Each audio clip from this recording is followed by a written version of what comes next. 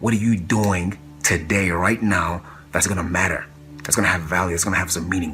What are you doing today that's going to be the evidence that you were here, that you're alive, right? How do you know you are here? You're in a race, and it's not a 100-yard dash. It's a marathon. You got to run, not till you get tired, but till you die. You got to work, not until somebody comes to take your place, but work till you die. My body doesn't get the best of me. I got to get the best of it.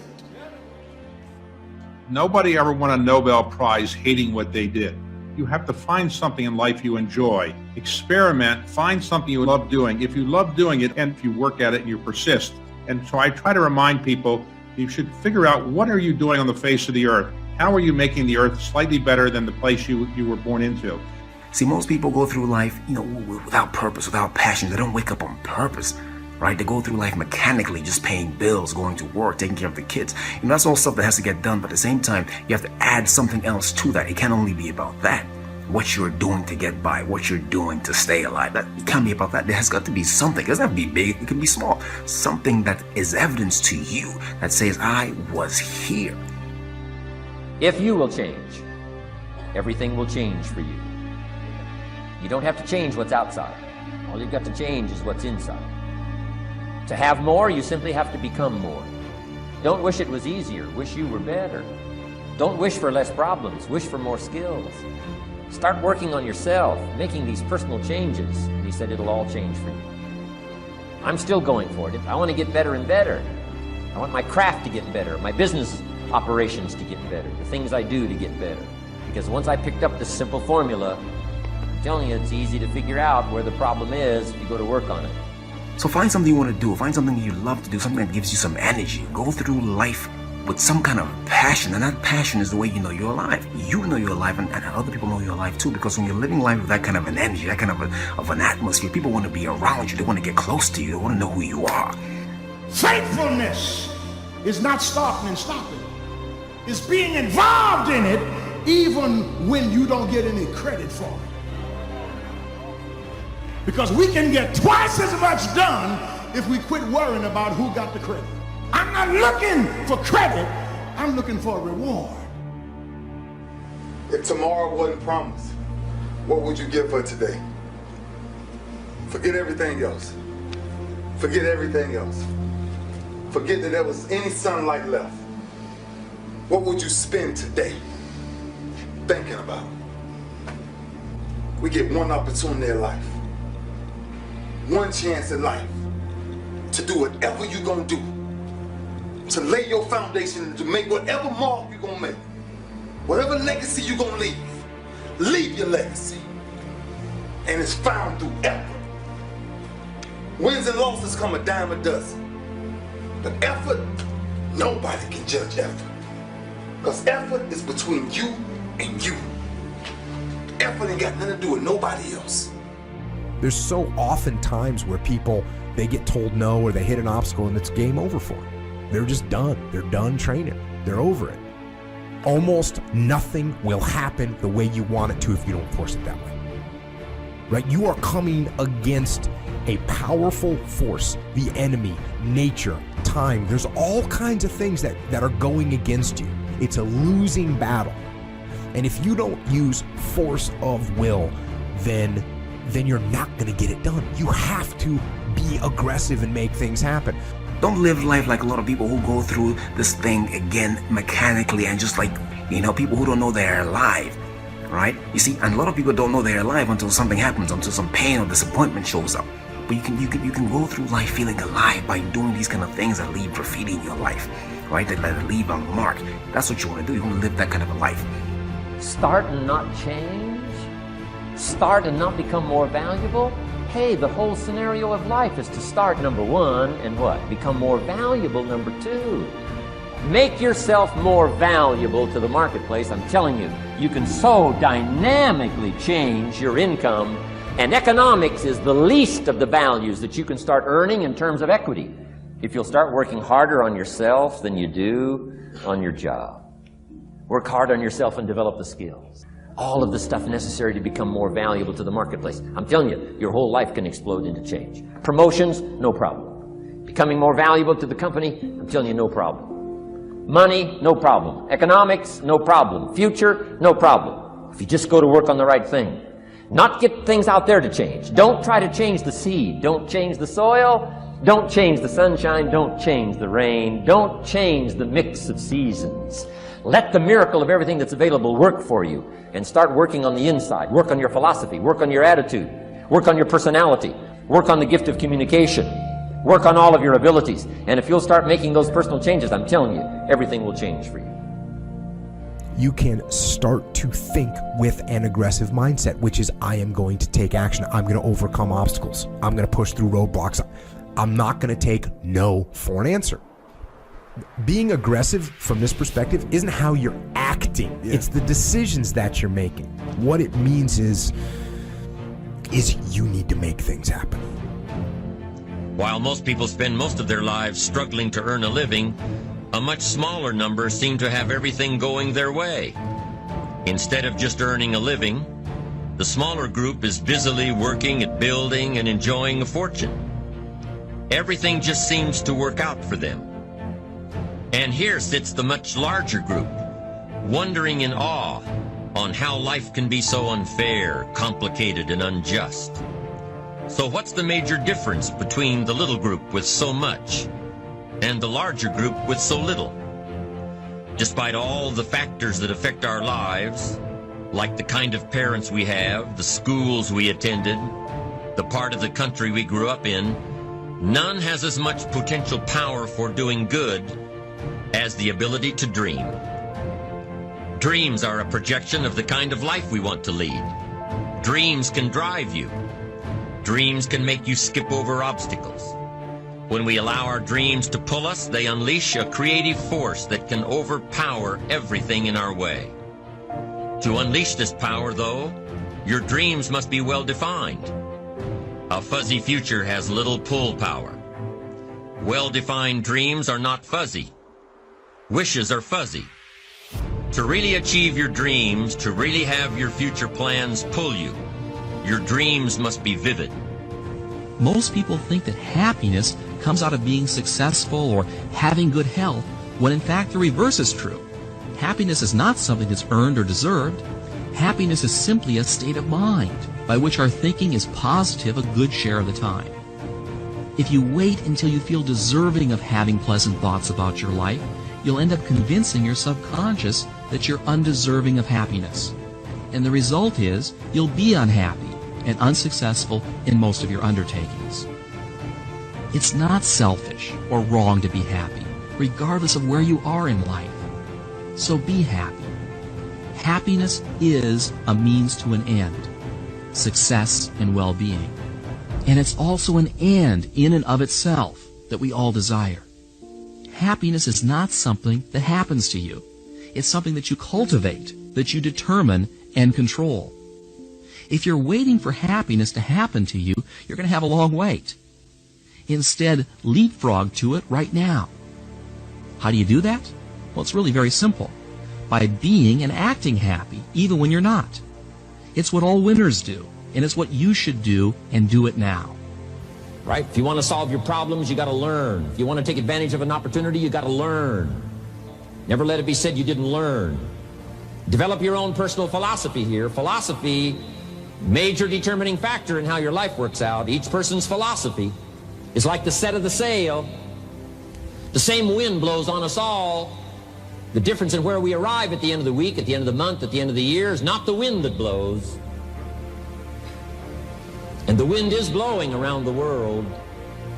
The world is in solution. Things are a-changing. The walls have come down. All kinds of things are happening. In Russia today, the winds are blowing. But what's going to make the major difference? Each person's personal philosophy that sets a better sail, sets a better sail. So don't ask for a more favorable wind. That's like wishing something that's not going to occur. Don't ask for better seed and soil. All you got's what's available. Don't curse what you got. On this planet, all we got's the seed that's here, the soil that's here, the miracle of life that's here, the opportunity that's here, the seasons that are here. That's all we got. Wherever you've come from in your country, the economy you got, that's all you got. The key is to set a better sail and turn what you've got into the miracle of your future. Don't wish it was easier. Wish you were better. Don't wish for less problems. Wish for more skills. If we were to send out our desires intensely, to visualize them until our very mentalities vibrated with the things we long for, and to work persistently in their direction, we would attract them. Everywhere there are disappointed men and women who have soured on life because they could not get what they longed for: a musical or art education, the necessary training for authorship, for law or medicine, for engineering, or for some other vocation to which they felt they had been called. They are struggling along in an uncongenial environment, railing at the fate which has robbed them of their own. They feel that life has cheated them, when the truth is they have cheated themselves. They never got the spindle and distaff ready that would have drawn them to the flax for the spinning of a happy and complete life web. They did not insistently and persistently send out their desires and longings. They did not nurse them and positively refuse to give them up. Above all, they did not put forth their best efforts for their realization. Decide what you want and act as if it was already yours. Now, the reason we can act thinking that it's already ours is because not only can we vision the end results, we can also vision the beginning of making it real.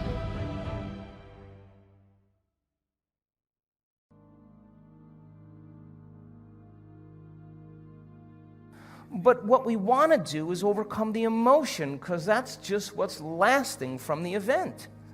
So you sit a person down, and the moment you sit him down, what do you think the body's going to do? It's going to look for something to recreate that emotion, because that's the person's identity. Are you with me still? Yes. So if I make the person, if I inspire the person to sit there, and they're sitting there, and all of a sudden they're noticing that they're hot, and they're irritated, and their stomach is twisting, and all of a sudden it's a group of sensations, a group of feelings that they have called all along frustration. But the different sensations, the moment you name it, it becomes an emotion. But what it is just bodily sensations. It's energy that's stuck in the body.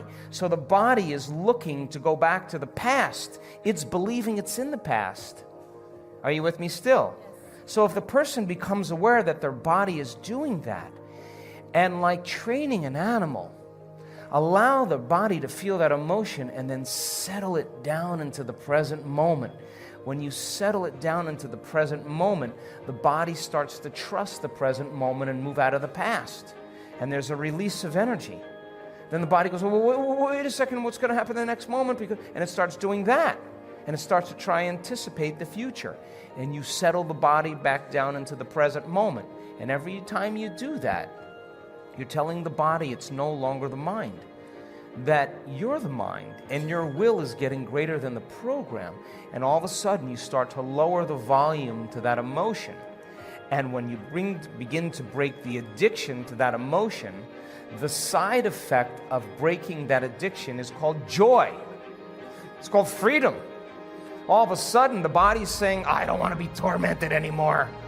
Now, does that mean you shouldn't grieve over things that you lose? Grieving is a biological process. It's neural pruning. It's a death of circuitry. It's a death of emotions. It's the absence, a void of something in your life. And that's important, but in grief, sooner or later, you got to come to a greater understanding about death, a greater understanding about loss, a greater understanding so that you can adapt to those conditions. Every time I sit with someone and they start complaining about their life, and I let them go for a few minutes, and then I go, oh! You know what I say to them? You only complain about your life when it's not working. And the emotion that you're feeling right now is keeping you connected to the past. You never do this when your life is working. And so I don't have a problem with moving through the stages of emotions. But I also know that what a person really wants more than anything else is to be free. People want to be free. And I have witnessed transformation on every culture, on every skin color, every shape, every size, every age. I've witnessed it. And the same radiance that takes place in a person's face, a light behind their eyes, a different physical presentation of their face is eminent, it's real. And that person has worked to overcome themselves. And so it's not that we shouldn't feel emotions. We should feel those emotions and feel them completely. And like a child, get over it though. And people these days, they say, oh, you gotta let your emotions out. You gotta let your emotions out. If you gotta cry. And I understand where that's coming from. And you can get to a point as a person, if there's something that's really traumatic that's happening and all you do is hold it in, and I've seen guys get destroyed over that because they're not expressing the emotions that they have. Right. But that's at a big level, right? At a daily level, no. Yeah. You don't express those things. You keep them inside. That's why I say it like that. Like I'm being kind of sarcastic, but at the same time I'm being serious. Yeah. You know, it's just don't let your emotions out and into the world. Yeah. Keep them for yourself. Own them. Yeah. Keep them for yourself. Don't share them with other people if you don't have to. Yeah. Now, again, people are going to freak out that I'm saying this because you bury your emotions. Because that what happens when you when you've got something really traumatic that you bury, then it eats you apart. And I've talked about that. I mean, talking about things that you go through in life and expressing those feelings that you have about them, that's good. Mm-hmm. But what we're talking about is not that. What we're talking about is daily emotions, little ups and downs, little tick marks on your Richter scale. We're not talking about an 8.8 on the Richter scale, right? We're talking about just like little twos. Yeah. And when you express those 2s and 3s on the Richter scale out to people, you just look unstable. It's a great point that oftentimes expressing your emotions to the world doesn't improve your situation or your position at all. Correct. In fact, I would say that most of the time, expressing your emotions to the world sets you back. And that is why I vote in many cases to stifle your emotions. Keep them in. Yeah. Don't let other people see. You put your cards on the table, right? You put your emotional cards on the table. Now you can't gamble anymore. You're not in the game anymore. The person knows what's going on. Yep. That you're giving it to them. You're not going to know what I'm thinking. You're going to think everything's cool with me. Yep. We're training jiu-jitsu, right? If I'm getting frustrated and I show that to you, what does that do? You're getting, all of a sudden, you just go level up. You think, oh, I got him. He's frustrated right now. He can't. Oh, I'm working. This is working against him. If I'm just saying the same face all the time, which is what I do primarily, hey, same face all the time. Just, moving the same way. When you do get me, I forget what you say. When you get me to react to something good. Recognize the urgency. Yeah, you say, oh, I recognize a little urgency there. And I always go, damn. I don't want him to recognize. I'd rather just have you just pass my guard and you're just there and me just sit there like it's no big deal because it's not. Then me get all panicky. Yeah. Where then you level up a little bit. Mm-hmm. And it's the same thing with life, right? Yep. Every time you express these big emotions to your boss or to your team, you express these big emotions to your team, they see all your cards. Don't let them see all your cards. Is this manipulating?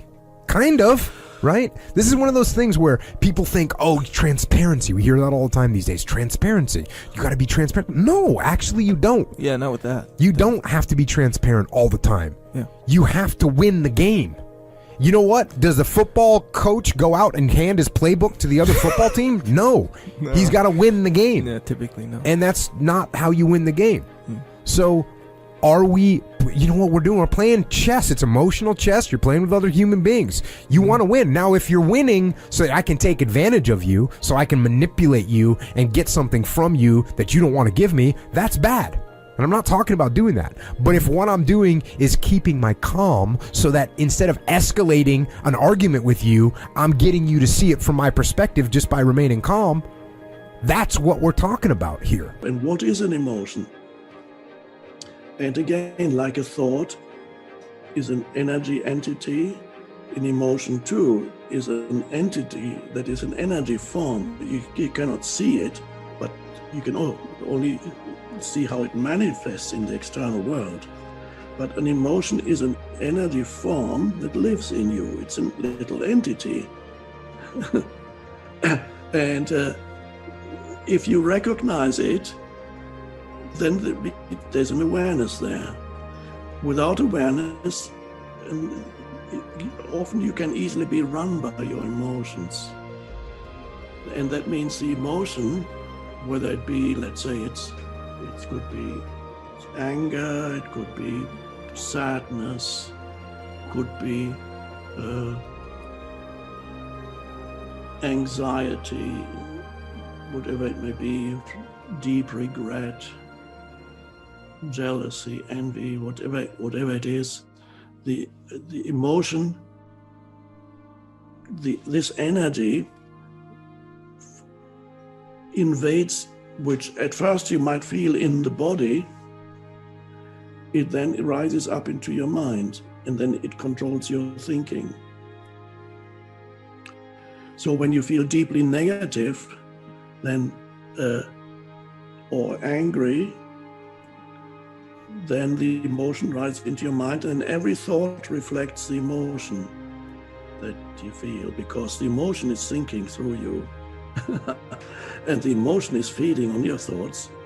So the loop happens, the vicious circle. The emotion creates thought, and the thought amplifies the emotion. So in the case of anger, you get more and more angry. The more you think about it, the more angry you get. Until finally you lash out, completely lost. And of course, if it's a child also experiences that. Sometimes some children have temper tantrums, and or they may other very violent emotions. Some children have learned that the only way they can get attention from their parents is by displaying violent emotions, because otherwise parents don't give them attention. So a child would say, as you know, if you're probably aware of the term I use, pain body. Pain body is the term I use for an accumulation of old emotion that still lives in you. It's unrecognized as emotion. It lives in you as an entity. It's an accumulation of negative emotion, or often goes back to early childhood. An accumulation of negative emotion that hasn't left you, that dwells in your body somewhere. And I call it the pain body. And it's helpful to look at it as a little entity almost, an entity that lives in you, a gremlin.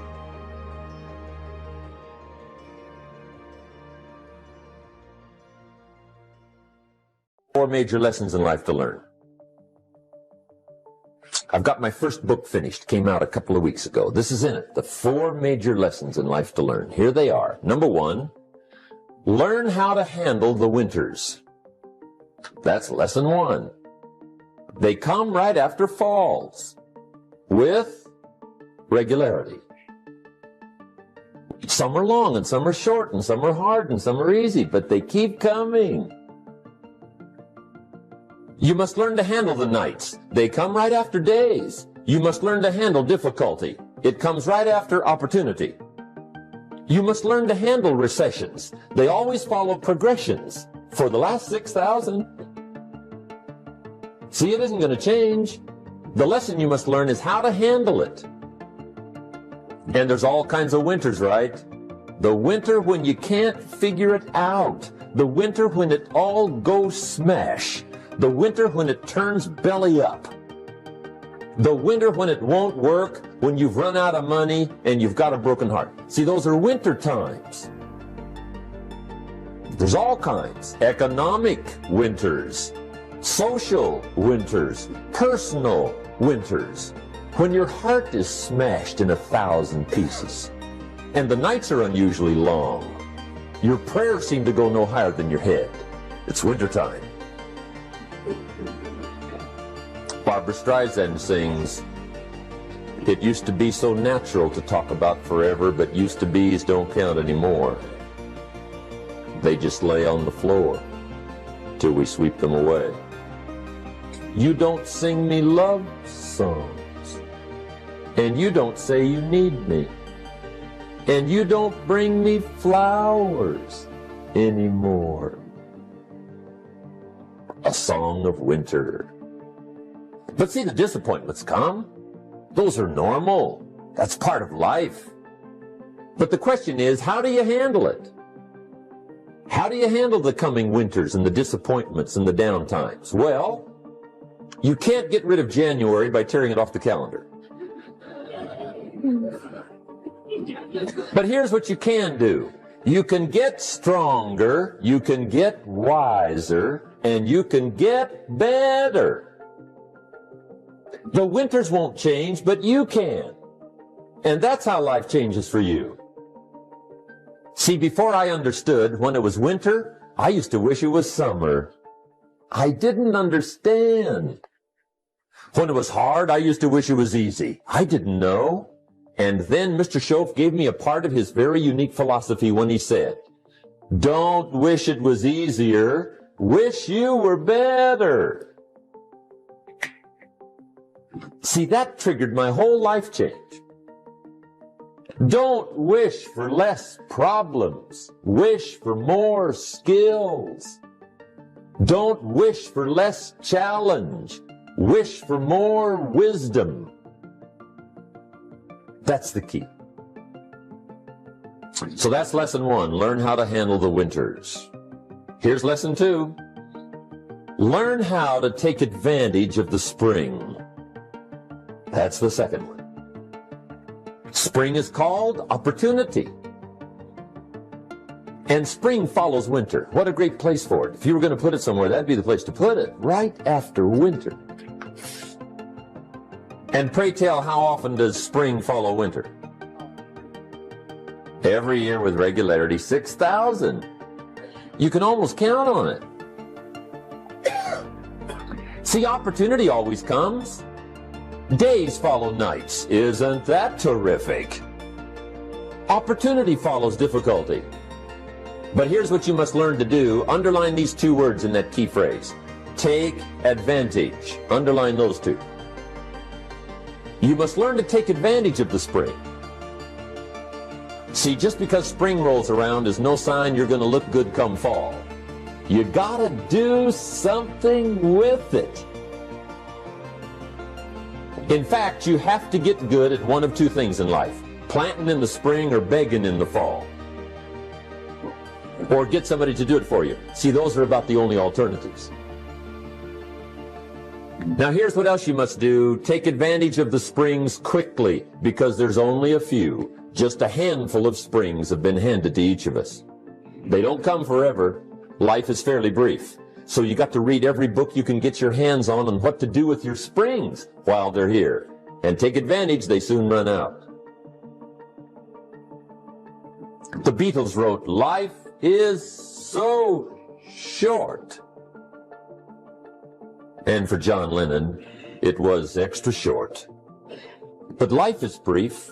Elton John sings, "She lived her life like a candle in the wind." It's brief. So whatever you're going to do with your life, you got to get at it. Don't just let the springs pass. Here's the third major lesson in life to learn. Learn how to protect your crops all summer. You got to take care of what you start. Sure enough, as soon as you've planted your garden in the spring, the busy bugs and the noxious weeds are out to take it. And here's the next bit of truth. They will take it.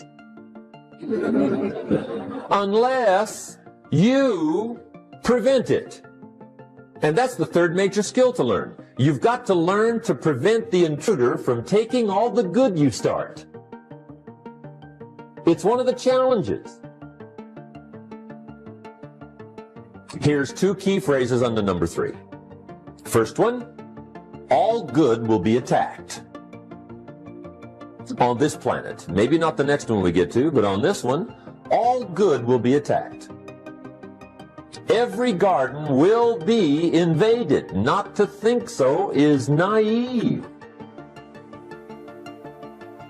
And here's the second phrase. All values must be defended. Political values, social values, community values, family values, marriage values, friendship values, business values. Every garden must be tended all summer. Third major lesson. Now here's number 4. Fourth major lesson in life to learn. Learn how to reap in the fall without complaint. Learn to reap come harvest time without complaint. Take full responsibility for what happens to you. It's one of the highest forms of human maturity, accepting full responsibility. It's the day you know you've passed from childhood to adulthood, the day you accept full responsibility. And another note, learn to reap in the fall without apology. Without apology if you do well, and without complaint if you don't. That's maturity. I used to have that long list of reasons why I wasn't doing well. To explain. You got to explain, right? Otherwise you're going to look bad. I used to have this funny list called Reasons for Not Looking Good.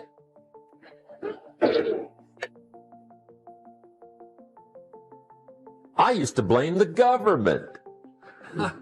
I mean, you can believe that or not. It was at the top of my list. I had a lecture second to none. The government. That was on my list. I used to blame taxes. Look what you got left after they take everything. And they expect you to do well. That was on my list there. Prices, that one's easy, right? You walk into the supermarket with $20, come out with a little half bag. So I had that on my list. I used to blame the weather. I blamed the traffic. I used to blame my car. I blamed the manufacturers. I used to blame the company. I blamed company policy. I used to blame the training program.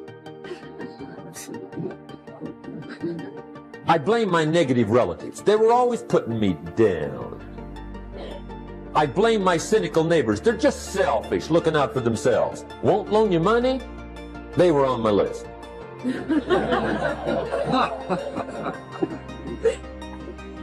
I used to blame the economy. I blamed the community. That's a pretty good list for not doing well, isn't it? I thought it was good.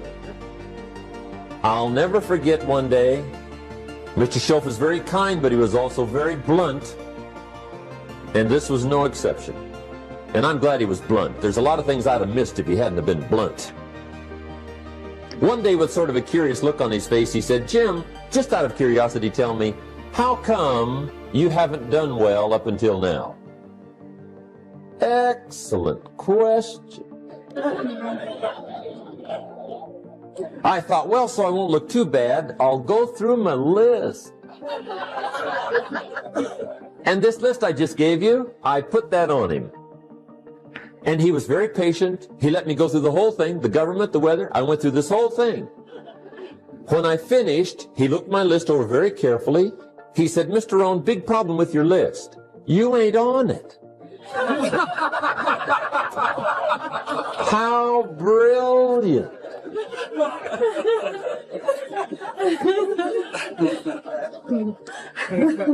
When I went to work for him a few months later, I learned very quickly to tear up my list, reasons for not doing well, and I threw it away. And I got me a fresh piece of paper. And I put one word on it. Me. There's a Black Heritage spiritual that says it's not my mother nor my father nor my brother nor my sister, but it's me, oh Lord, standing in the need of prayer.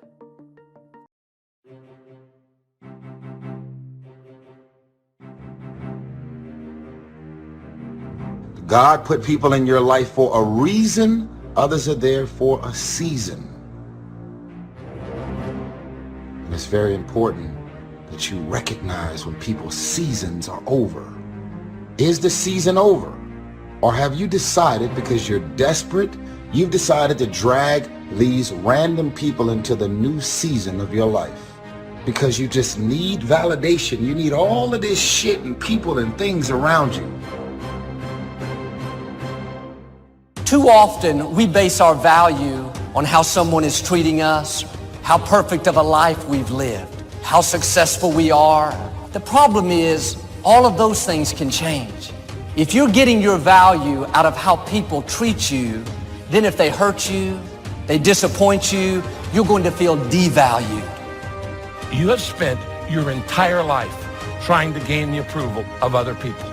Everything you do is determined to get other people's acceptance and approval. You talk the way you do in order to get other people's acceptance and approval. You dress the way you do in order to get other people's approval. You do certain things in life, some things you wouldn't even want to do, but you do them because you want the approval of other people. And you've been trying to gain approval your entire life, and you're never going to get it. I have an opportunity. I have a choice to decide who and what and where I want to go. What do I want to experience in my day? Because you're calling me doesn't mean I'm going to call you back. Because you're inviting me doesn't mean I want to show up. Because we're family, because we're friends, because we grew up together doesn't mean that I want to be a part of any and everything that you want me to be a part of. Why? Because my experience with you hasn't necessarily made me feel good about my life or my experience at the end of every night.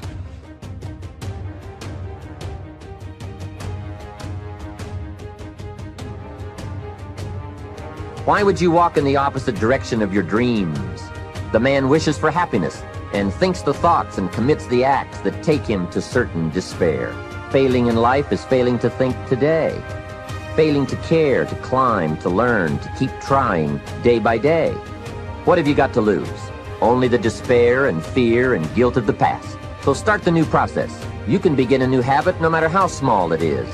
Whether or not you start and whether or not you continue are all that is important. Recognize that the start of the better life, the happy life, is today. Start the new journey today. Get some momentum going on your new commitment to the better life.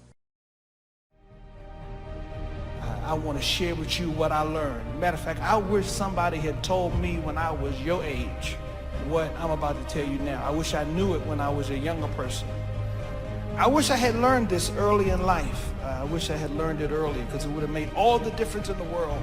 I'm going through all of this to tell you something because there's somebody here today who has been feeling rejected and left out, and you want to know why you don't fit in, why nobody accepts you, why are you not loved, why are you not supported, why won't they give you a license, why won't they recognize your gift, why are you not acknowledged, why are you not seen, why do they walk around you, why do you get distant, rejected? And as you look back over your life, you see a series of rejections. But I got some news for you. I got a word for you because I want you to understand after every time David got rejected, something spectacular happened to him. Do you love yourself enough? For a lot of people out there, that's what holds them back in life. So whatever your goal is, you're going to come to a time when you're going to have to stop counting on other people to help you. And you're going to have to stop focusing in on how much people have let you down. And you're going to have to really realize, like, this thing, life, your journey, this is up to you. And whatever you want out of it, it's how bad are you willing to go after it.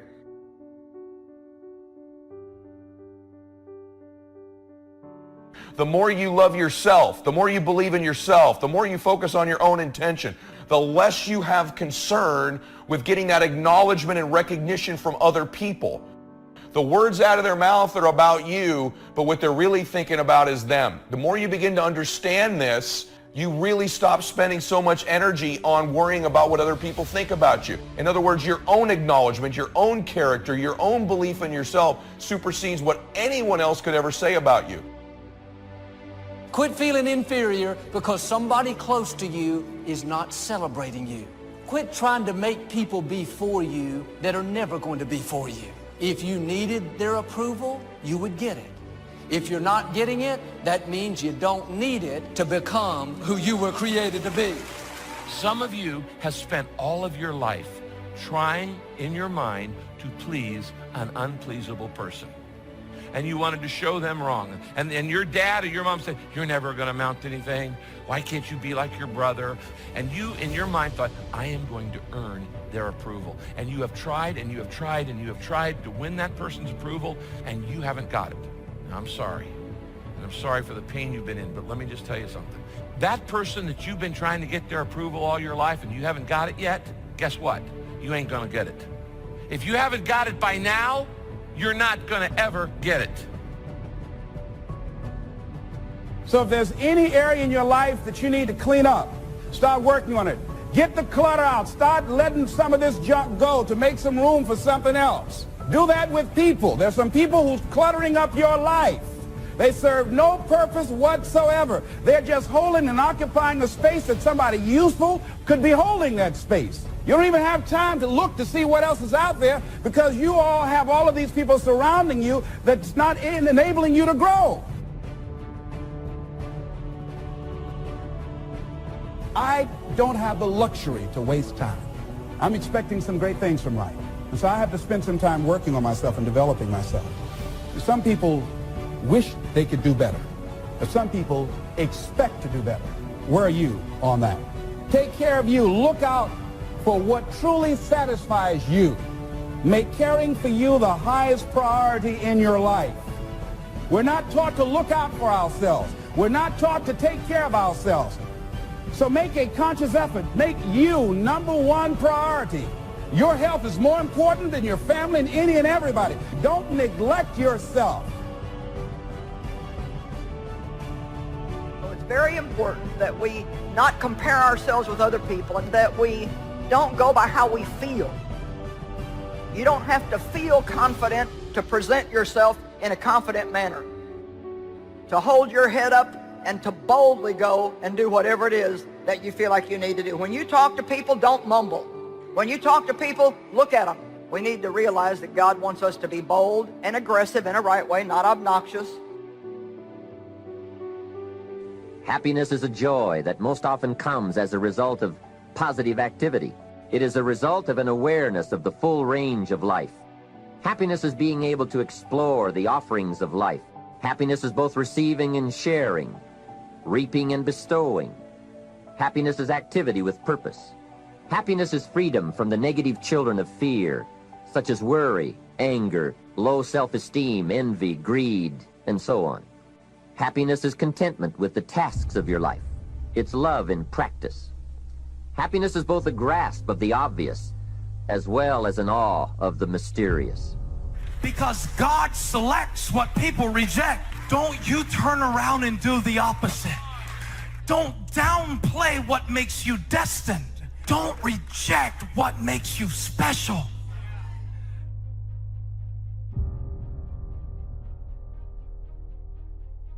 Discipline is the bridge between thought and accomplishment, the bridge between inspiration and value achievement, the bridge between necessity and productivity. The first key to discipline is awareness of the need for the discipline to make the changes. What must I do and what must I become to get all I want from my life?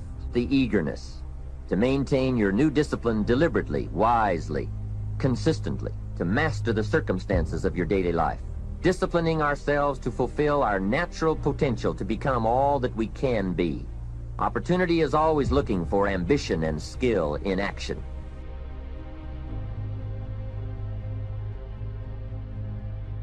The fact of the matter is, not everybody who is giving you feedback is necessarily a hater or necessarily antagonistic to you.